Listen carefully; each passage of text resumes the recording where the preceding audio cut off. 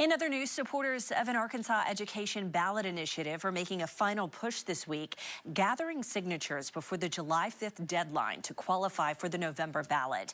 Channel 7's Kayla Christian visited petition sites today, and she joins us from our newsroom with more. Kayla. Yes, that's right. 4AR Kids has thousands of volunteers out across the state in a race against the clock, fighting for what they say are educational rights. Direct democracy is important. Arkansas is one of maybe, I think, 17 states that have a ballot initiative process. We really need to have that access for the people.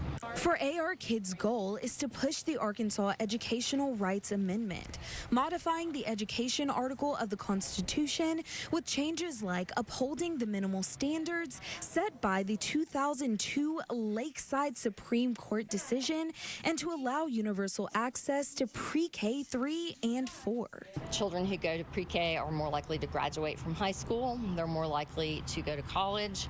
They're more likely to earn more money later in life. There have been long-term studies done. They're even healthier, like have fewer health issues.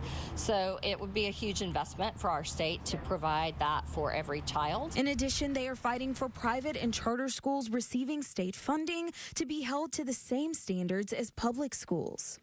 We're not trying to change their curriculum. We just want them to provide things like special education, lunch service, those really basic things that public schools are required to provide if they are taking state money. The 4AR Kids Coalition was established in December 2003 specifically for this initiative, bringing together 7 education organizations like the Arkansas Education Association, the Citizens for World-Class Education, and the Arkansas NAACP. I think it's one of the most important things that we can do. Our state government is constitutionally supposed to fund public education before they fund anything else. They currently don't do that. They'll put money into prisons rather than into pre-K. And so I want the money to go to pre-K, which helps people stay out of prison.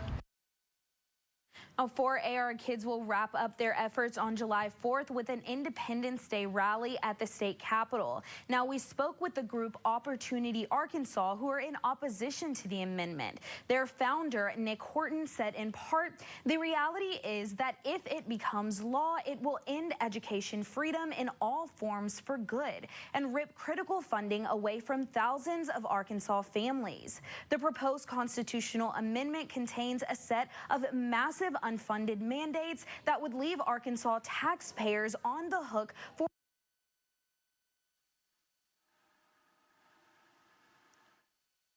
And that was our Kayla Christian reporting. Obviously had an audio difficulty there, but she was reporting on that story, and she says it would leave at least $1 billion per year and perhaps even more with no plan to pay for those mandates. You can see more of our coverage on this story over at KATV.com. We also know that the due date for all petitions is July 5th. All petitions must have at least 91,000 valid signatures across at least 50 counties to be considered eligible.